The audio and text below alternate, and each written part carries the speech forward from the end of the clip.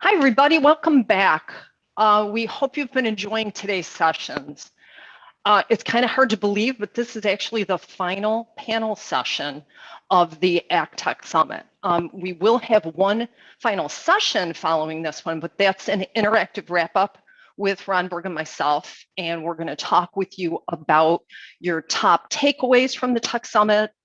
We'd also love to hear your feedback in that session, what you liked, what you didn't like, what we can do differently next time. So we hope you'll join us after this session for that wrap up. So now on to our discussion.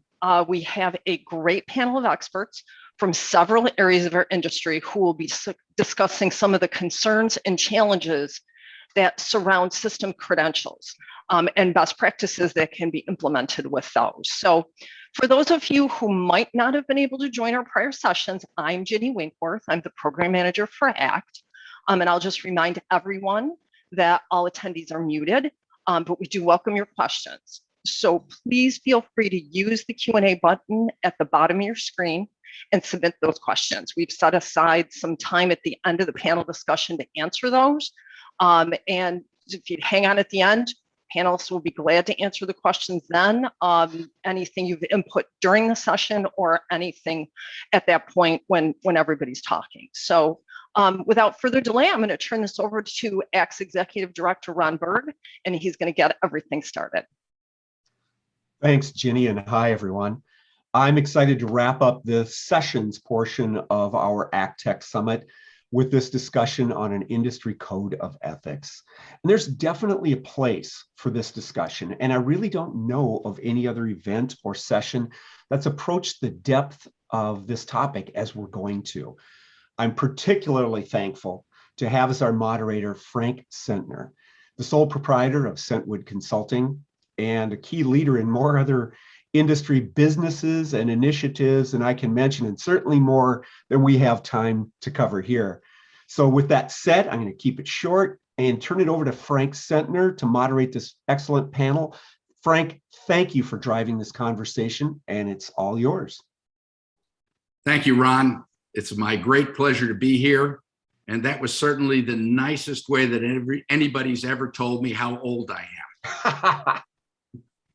So I'm thrilled to be here with this terrific panel of experts.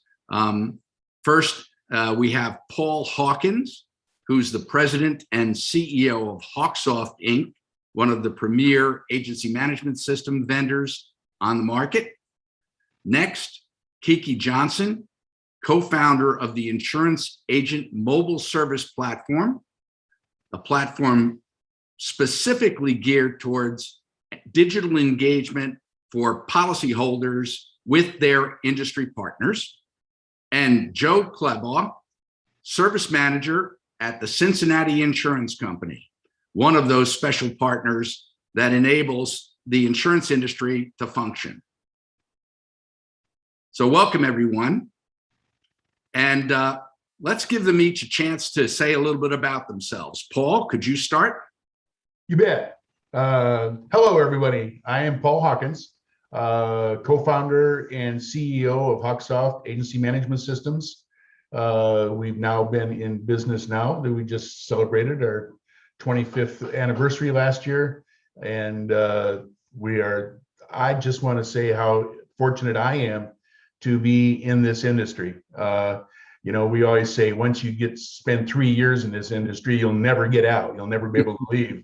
But the reason is because you find out what a wonderful group of people and what a wonderful industry is this to serve in. Thank you, Paul. Kiki?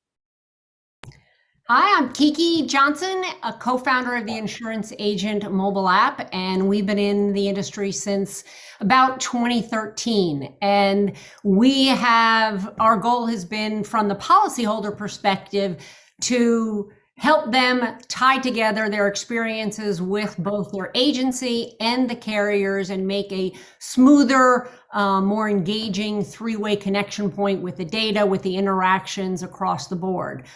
So with that, we're very tied into the very issue of the data transfer and security and all of that. So we're excited, but I agree with Paul. Once you get into this industry, it kind of gloms onto you and it's hard to break away because there are great people and it's just such an important thing. So we're excited to be a part of it. Thank you, Kiki. And Joe? Joe, I think you might be muted.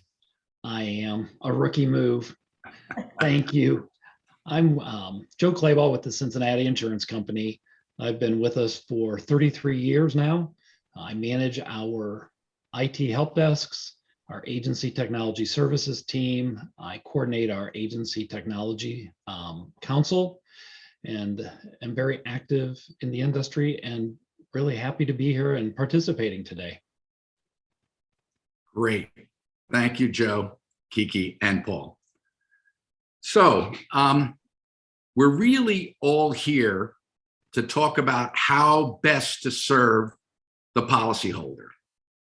And as providers and overseers of risk management, agents and their industry partners are the trusted advisors and protectors of customer information.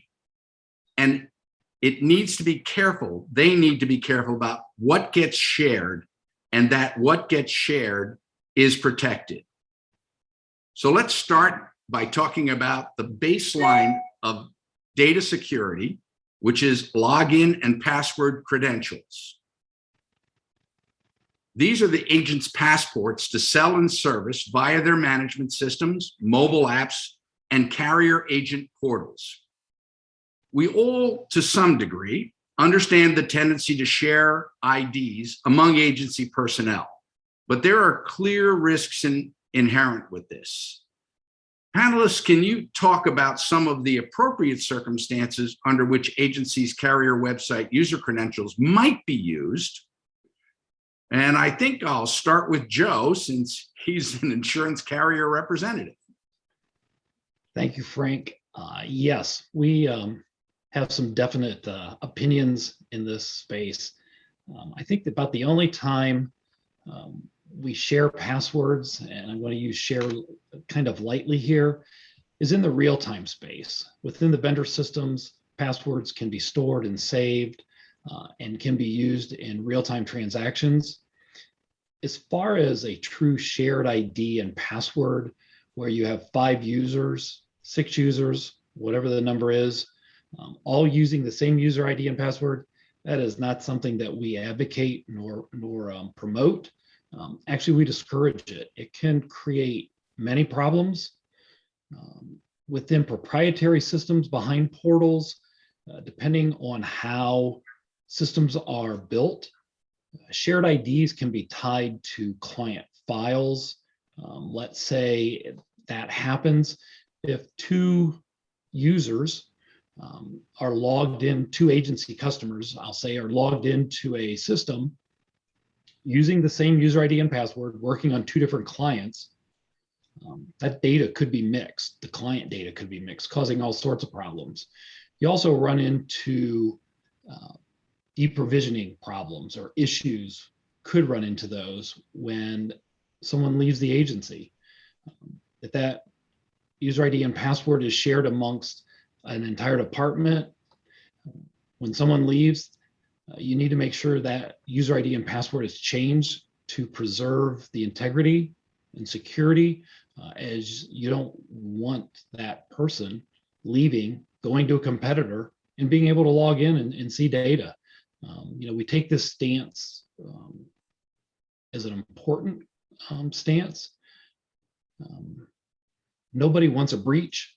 Nobody wants to be in the news for a breach. And there's reasons behind that. And I know, and I'm anxious to hear some of the other thoughts that others may have in this realm. Thanks for that clarification, Joe. When we're talking about sharing user IDs, I'm of course thinking that everybody has their own user IDs, and somebody may use someone else's ID when they're sick or on vacation. But the idea of more than one person sharing a user ID is as hard to imagine as sharing a phone these days. Paul, how does HawkSoft deal with this issue? And do you have any insights as to how it could be prevented from becoming the kind of problem Joe described? Well, number one, I'm in a lot of agencies, offices and stuff, and of course, one of the things that I see is people putting their passwords and user IDs on the back of the computer or keyboard, and my first thought is, as we talk about breaches, the number one breach isn't somebody hacking into a system. It's using somebody's password and username to get into the system. That's 90% of the cause of the breaches. I want to just bring that out to make sure that everybody understands how important this is. And the sharing of passwords, that just doesn't need to be. Everybody's got the opportunity because of how the systems work. If I've got something tasked that I need to do for somebody else that's sick, I don't need their username and password. All the systems have the capability of moving those tasks over and looking at those tasks, somebody else's tasks, so that I can continue to do that person's job while they're out for a week with COVID. Good point. Kiki, any insights from the mobile app perspective? Well, from the third-party vendor perspective, I think something that needs to be heightened in awareness for agencies is, when a vendor says to an agency, hey, can you give me your credentials so I can get into this carrier to look at this information? And this goes back to what we've talked about in trust. If I'm a vendor of HawkSoft, then they think, oh, well, it must be trusted. But as far as I'm concerned, as a vendor, I should never be going into any other system without my own credentials. So there's no reason, so agencies should know that there's no reason for a vendor to ask for their credentials. But Joe and Paul, I'd let you answer that. Do you want somebody that you don't know about getting into your system? 2 words, absolutely not. Yeah. Same here. It's a security risk. Huge security risk, and it puts anybody who's doing it at risk of putting their employer in a position of a breach that would have to be disclosed.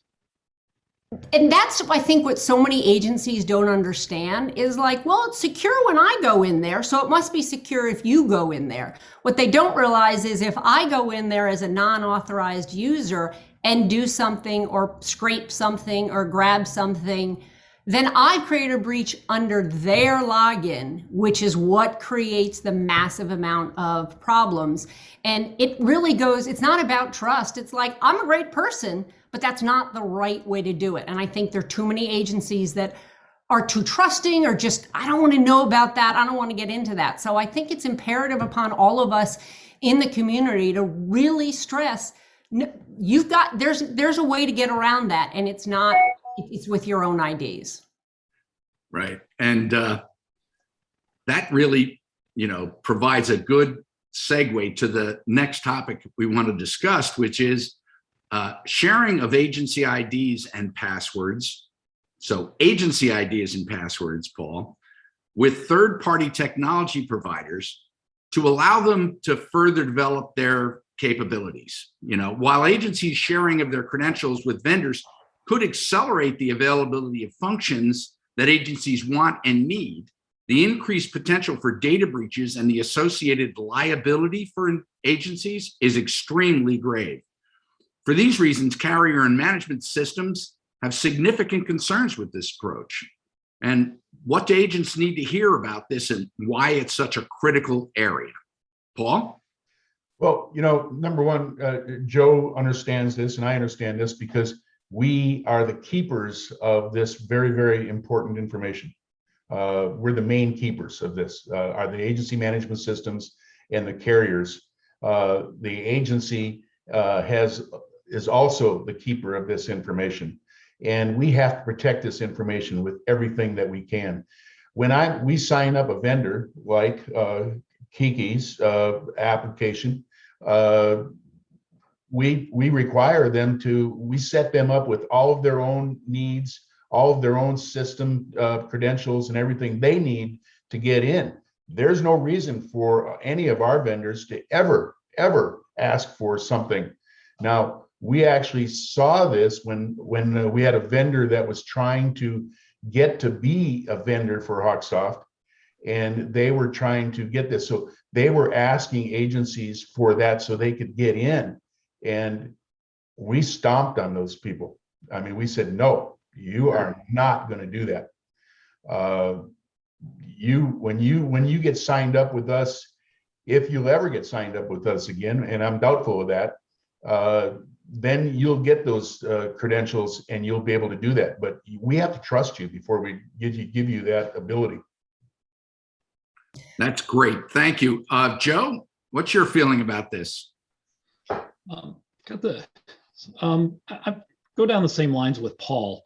As the carrier, we do vet out all third-party vendors. We want to know where data resides. We want to know if they store the credentials or not. If they do, where do they store them? How long are they kept? How long is the data kept? It's all about security on our part. So Cincinnati has their own department that actually vets third-party vendors? We do. We have a third-party, we have a vendor management office is what we have, and we vet all parties we deal with, yes. And Kiki, what's your feeling from the third-party vendor side? Well, I'm the same way. I end up being a keeper of the data. So it is imperative upon me to keep that data secure. So when Paul was saying credentials, I never have the credentials of any of the agencies that I'm working with. I have my own credentials to get into HawkSoft.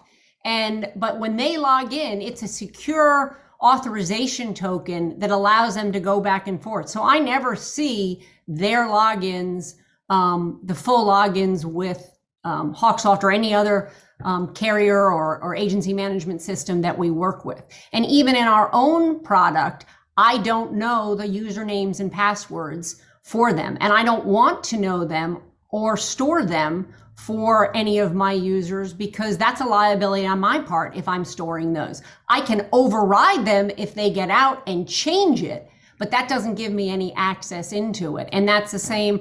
I wouldn't think that, with any of the portals, the portals would want anybody going in other than the user to access their information or to store that username and password on behalf of the customer. I'd be curious, how Paul and Joe feel about that, because that's a scary thing that we see happening, is that other people are going in on behalf of the policyholder to get information and then storing those login credentials, which opens up another can of worms. Joe, are you familiar with this? Policyholders sharing their credentials to your website with third parties so that they could access that policyholder's data? No, I'm not. I'm not going to say it doesn't happen because I'm not aware of it.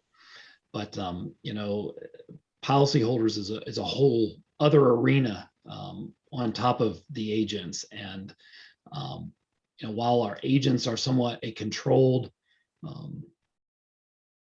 environment entity with us, policyholders far outnumber our agents. I'm sure it happens. They just put themselves at risk for identity theft. Yeah. So what I'm hearing is there's no reason for a third party to use the user credentials of an agency or a policyholder for that matter. They could simply be vetted by the management system vendor or the carrier to provide their services. There really is, there are few restrictions on integration by third parties from some of the management system vendors and carriers in the marketplace. There's still some technological hurdles that people are experiencing, but Paul, do you feel, other than a direct competitor, that there's any reason for a management system vendor to restrict integration by third parties? The only thing that we do is we, like Joe mentioned before, we want to know where they're storing the information, and we have certain security questions that we go through now and really talk about how are you going to do this. If it doesn't fit the bill, if they don't hit that criteria level of safety and security, then we don't let them in. So you have your own security group that is vetting third-party vendors in the same way that the Cincinnati insurance company does. That's correct. And Kiki, you've been through this process with more than just HawkSoft, correct? Yes. Yep. And everyone has a certain different level. I mean, you vet to the extent that you can, but I think there is a slippery slope in terms of how much you trust. I do think that everybody needs to do their own homework. It's just, you can't, because, as we're moving towards greater sharing of data, there's got to be a more fluid exchange. But at the same time, what we're talking about is security of that flow of data. And that's why, you shouldn't be sharing your credentials. And as we move towards two-factor authentication, that will help prevent the use of somebody else going in, because I may get your username and password, but if I have a two-factor authentication on that, even if it's a pain, we all hate it, but especially with insurance, there's a lot of PII in there. I mean, and that people don't think about. They don't realize that buried in everything is a social security number, a birth date, a phone number, this or that cobbled together. Man, that's a sweet package for people to get. So as much as I hear from clients, are you storing my username and password for me? I'm like, no. And honestly, I can't wait for more two-factor authentication, because it's safer for you. It's safer for me. I mean, it's the one thing you hear: cyber liability policy, who has the product?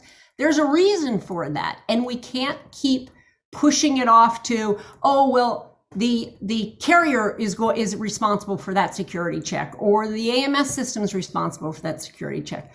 I think we're all responsible for it. Kiki, there were a couple of acronyms or technical terms in there. Two-factor authentication just means that the user has to establish another device, a tablet or a phone, or where a code is sent, and that code needs to be entered after you attempt to log in, and it's done in real time, and they expire very quickly. So it's a way of making sure that it is in fact the person who was given those user credentials who's trying to access the system.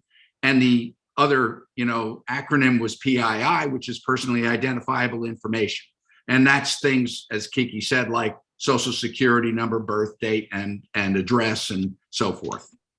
So I'm really happy that Kiki brought up multi-factor authentication. It's something that we're all going to move to, and it is a pain, and it's for protection. And Kiki said we all hate it. Even all of us, as we log into sites and they've already implemented multi-factor authentication, it's a pain. I hate it. But there is so much to lose in today's world that we live in with cyber and phishing, the cyber attacks. If you ever experience an identity theft, you will definitely appreciate anybody that puts multi-factor authentication into place, that you need to use it to get logged in.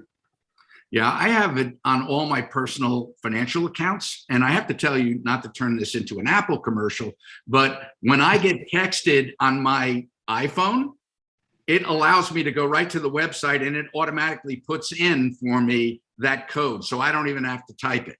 And if I'm sitting at my computer and it comes to my phone, I can copy it and it automatically pastes in on my Apple Mac. So, and I think other vendors are getting there too. So we can have ease of use with security, and the two-factor authentication is really critically important.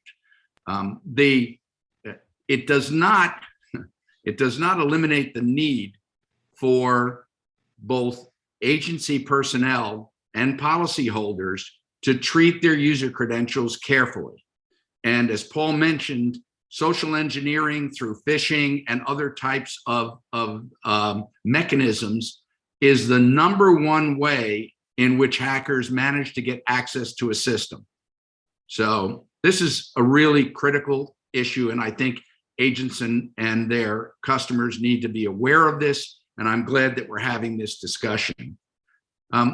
Let's talk about best practices from insurtech startups and agency management systems and carrier perspectives.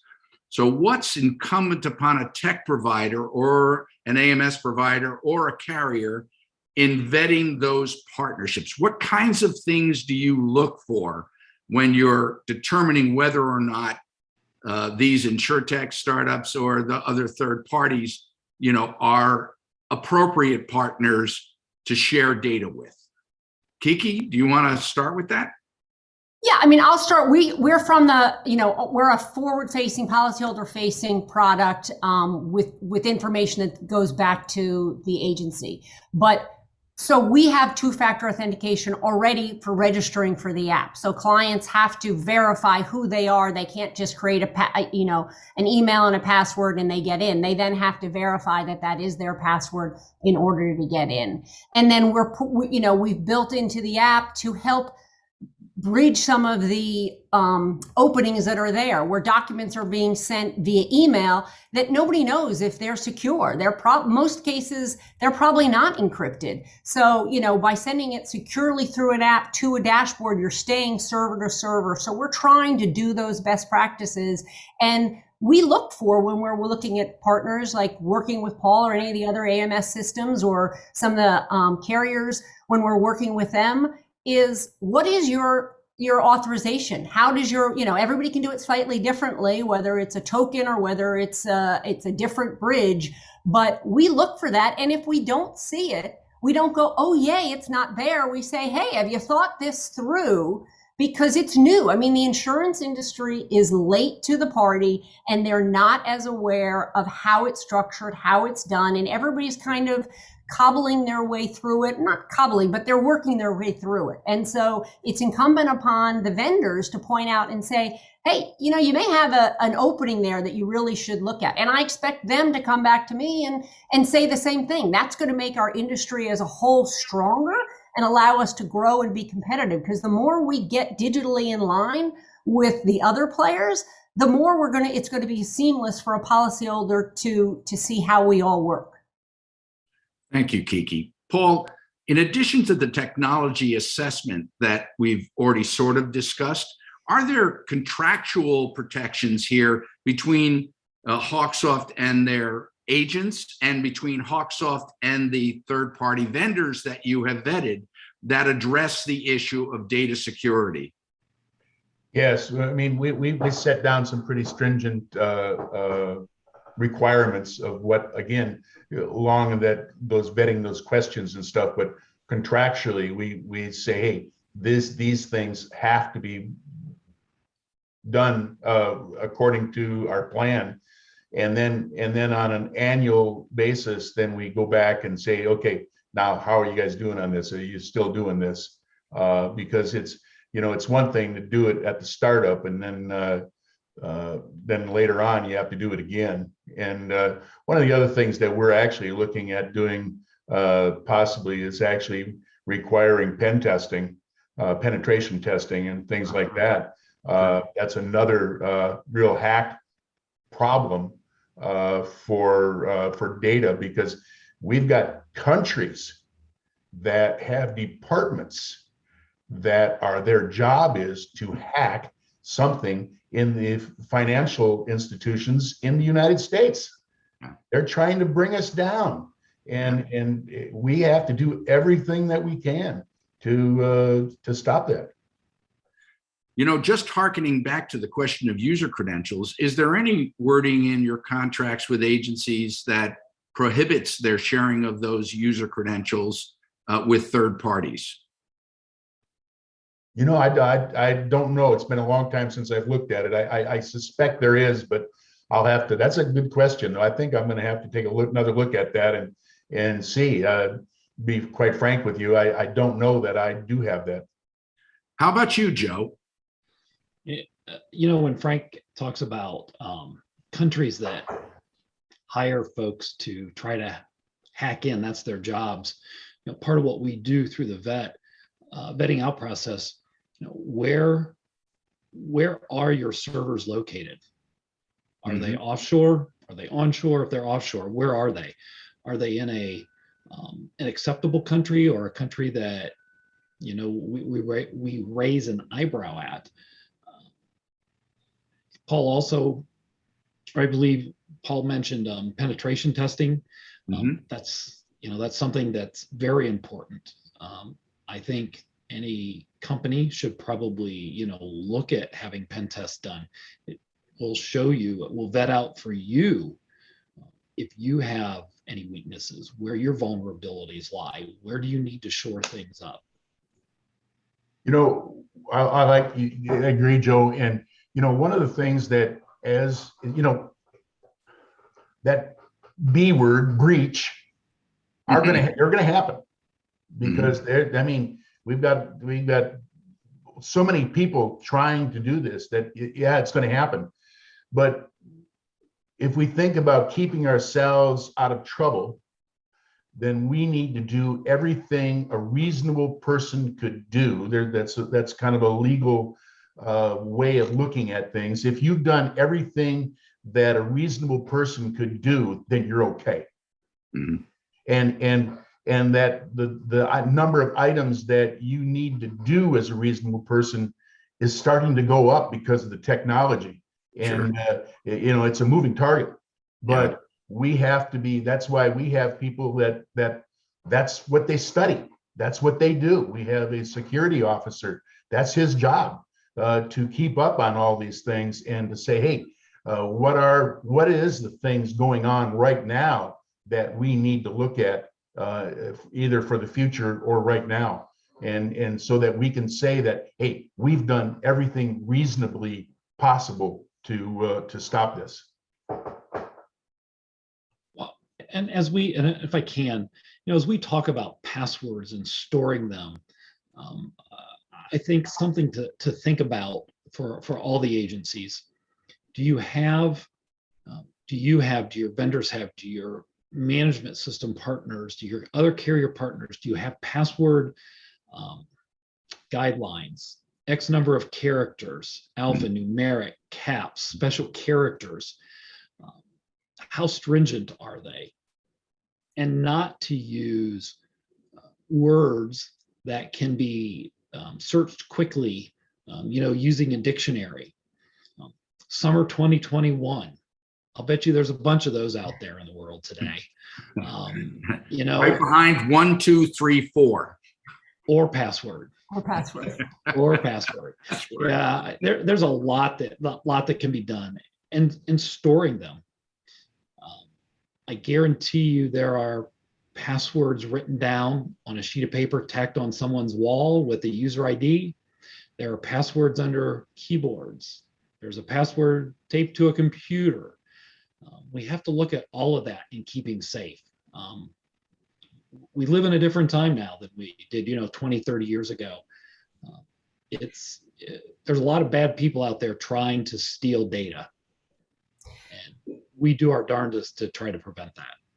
Yeah, and bringing it back just to the agents who are listening to this and hearing this is, this is where ACT it's a great position. Is we're talking about best practices. Is what is that list? We've talked about how we as vendors and agency management systems and companies are doing what our best practices are, but what are the best practices for the agents that are out there and in their marketplace? Like we've said what we shouldn't do. They should have that same best practices and enforce it on their end, like Joe was just talking about, not under keyboards, not in here. And if it means investing in a system that allows them to store passwords, or ID Federation, I know is trying to streamline a lot of that. There are services out there that can and should be utilized on the agency side. And I want to make a point of what you just said, Kiki, and how important this is. Because if you've been hacked, okay, and it's found to be your fault, you probably won't be in business a year from now. This is an existential threat. There's no question. And you know, as the caretakers of the data, your policyholders' data and your partners' data, you know, it's really, really critically important that you take this role seriously and exercise all due diligence to ensure that your people and your systems conform to the best practices that we're talking about here. And that I believe ACT has, you know, documentation for, which could be shared with you. So tap into your trade association, leverage the people that you know, meet with your partners, both your carrier partners and your friendly competitors and the great new vendors that are out there, as well as your management system vendors, and work together to put together a strategy that will protect you and your partners, and most importantly, your policyholders. Any final thoughts from our panel? If it has a password on it, it means it needs to be protected. Good. A one-liner. I love that. Joe. And that means, I'm just going to tag onto that. That means if it has a password on it, it needs to be protected. That doesn't mean a sticky note hanging on the wall, sticky note on the bottom of the keyboard. It means it needs to be protected. There's software out there, password management softwares that you can use. I would say if you're an agency owner, if you're a manager of a department, just take a walk through your areas, take a walk through your office, look at desks, look at walls, see where vulnerabilities lie, look to see where you can make improvements. I've been in many agencies over the years, and I'm always amazed at the number of spreadsheets or Word documents that have been printed out, tacked up on a wall that has a carrier name, a user ID, and a password on it. Mm. It exists. Yeah, they exist. They do, because I'm in an agency's offices a lot, and you know, and I tell people, well, yeah, but they can't seem to remember how to do that. And I says, if they can't remember how to do it and they don't follow the rules, it's incumbent upon you just to plain fire them. It's that important. And this is where I think as we move to two-factor or multi-factor authentication, it will help prevent that, because that will get them so far, but then that instant check is what's really going to block and help block a lot of stuff. So. Well, I think we may have sufficiently panicked our audience. That's a good thing. I want to thank the panel, Paul and Kiki and Joe. This was great. And I'd like to ask Ron to rejoin us if he would. Right. That was a great discussion. I was, even though we prepped, obviously everybody knows that's attending this, we prepped for this. There were still things that came out that I got out of there. I think this should provide all the insights needed by any stakeholder. First, thank you, Frank, for leading this discussion and driving it to that depth. Thanks to Joe, Kiki, and Paul for your excellent insights. And yes, as Kiki mentioned and Frank mentioned, ACT does have an agency cyber guide that helps you with prep for all of this. So you should be able to get to that through this virtual conference site or going to the ACT site, independentagent.com/ACT. At this point, we're going to wrap the discussion, and the panelists are now going to take questions using the questions submitted through the Q&A function.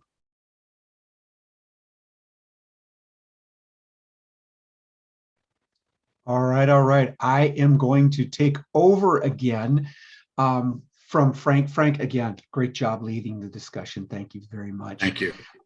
We've got about 5 to 7 minutes for to take some questions, and there were questions. No surprise to me with this topic that there would be a number of questions.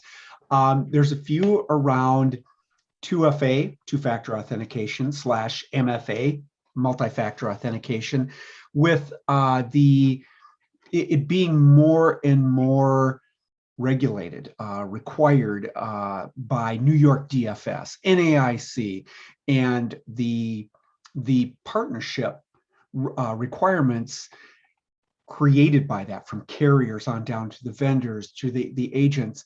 The blanket question was, when will MFA be mandatory on all carrier users? I don't know that there's an answer to that yet. Joe, from your carrier side, are you seeing something? And I know I was a part of your great AITC agent meetings here just a few days ago, and this was brought up. Do you have a lens on when you think, when your security area that talked about this thinks that this is going to be just kind of a blanket thing, that it's going to be everybody in? Thanks, Ron. We don't have right now a specific date for when that's going to happen, but it is coming, and sooner rather than later for us. I agree. Paul, you seeing kind of the same thing? It's coming, and basically you see the light at the end of the tunnel for that. Yeah, it has to. And I know there's some agencies that they're oh no, that's going to be too hard. But the way the multi-factor works now, there's so many things out there. Like Frank was saying before, they can make it so easy, but it's so much safer. It's got to happen. Right. And one of the questions was around that, and I know Kiki, I believe it was you that brought up ID Federation, an industry initiative that's been in place for some time. It is looking at getting that groundswell of not only the management systems, but also the carriers needed to make it a kind of a play across the industry and make it as pervasive as possible. So that's one thing that's happening that's kind of satisfying, that would satisfy that multi-factor authentication. One of the questions was, with it being required more and more, what apps, now ID Federation would be one initiative, but what apps do you recommend for an agency to use for MFA? Frank, do you have any? You talked about the iPhone. I'm an Android guy, so that's all foreign to me. But from your lens, are there specific apps that you've seen that our agencies can use in the interim until there is a overarching solution? Yes, and there are entire platforms that agencies can use to ensure that when they're logging into their network, to which all their other systems are attached, there is a requirement for multi-factor authentication. So agents can build this themselves. I do think that it would be a really good move for the industry if an organization like the NAIC, for instance, were to publish a model law, for instance, which required that those people who handle PII, personally identifiable information, in the insurance space implement a solution such as that. And we could certainly see this coming from a variety of different directions. It is going to take longer if we have to depend upon every individual agency to build their own network solution, or if we have to depend on each of the vendors independently in each of their integrations to implement multi-factor authentication. So when you're a big organization, a Bank of America or something like that, you can impose that. Yeah, that's one thing. The independent agency marketplace is independent, and that is both its strength and in some cases its challenge. Right. But I think the awareness, the level to which the need for this is rising in terms of the awareness of independent agents and carriers and vendors is such that we're going to see solutions sooner rather than later.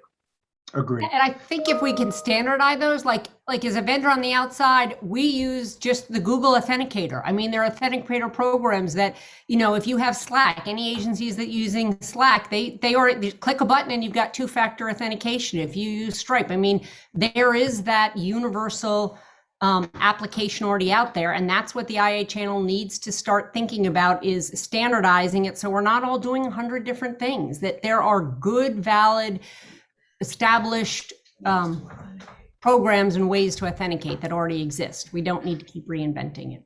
Thank you, Kiki. I'm smiling because it's like I almost paid you to say that. That was perfect timing. Thank you very much. I was actually turning to you for that question next.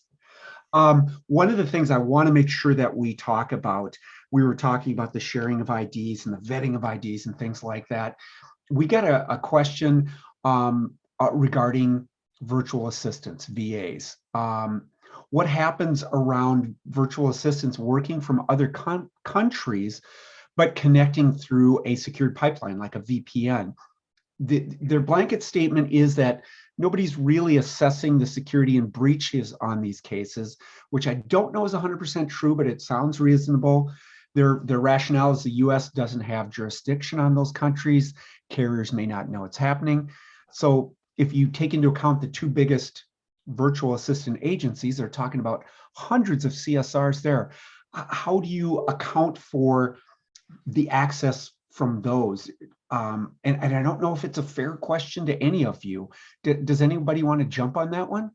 Well, I mean, Paul, correct me if I'm wrong, but all those people, if they're going into the system, they should be acknowledged and have a login to the system that they only can get to this part of the system. So they have their own logins and passwords. And this is where it gets tricky. And, well, I don't want to pay for another seat. So they let them use somebody else's password. But this is when they're exposing it, because the person going in under that password that someone's else, if it's the VA, it's going to be the responsibility of whoever's password is. I think most of those VA companies, those two largest ones we're talking about, they do get their own credentials. They're not just, going in, they set that up. Yeah, it's my understanding that both of them require unique credentials for their people when they're working. And those credentials are then subject to the same two-factor authentication, if it's implemented, to get into those systems. And both of those companies, if they suffer a breach, if a breach occurs on their watch, that is going to be a really serious hit to them financially and reputationally. And so I believe that they're being very, very careful. The fact that they're in China or India doesn't mean that they're not professional. But right. It is a concern, and people are right. We don't have jurisdictional control over that. But the vendors involved do have the same contracts that Paul referenced before, where right. They identify what the security protocols are. So, Joe, just a quick addendum to that, or an offshoot of that. Do you know if Cincinnati requires an addendum for out of the country or offshore users? Sure. Are we talking agencies or vendors? Well, I think this is more of an agency, virtual assistant to an agency. Right. That I am aware of. I'm just going to say I don't know. Okay. I don't know if that was didn't know if that was a fair question to you, but it came up and we were on the topic. We are at time, guys. We could probably take another 20 minutes worth of questions, but we have documented all the questions. We're going to make sure that we get back to the people who've asked them. We've recorded the session, including the Q&A. So at this time, I'm just going to thank you, panelists. Frank, thanks for leading the discussion. Paul, Kiki, and Joe, thank you so much for your insights on what is a very sensitive and wide-ranging topic. Thank you all so much for your time. Thank you, Ron. Take care, everyone. Fantastic being here. All right, appreciate it. So for those that are hanging on, we've got one more short session after this that's going to kick off immediately. It's kind of our interactive wrap-up. We're going to get your insights on questions you have from across all the sessions, what you'd like us to focus on in the future, what you think went well, what we could do better, things like that. So we're going to shut this session down and jump back onto the virtual platform and go into our interactive wrap-up. So thanks, everybody. See you in a few. Thanks, Ron. Thank you. Bye.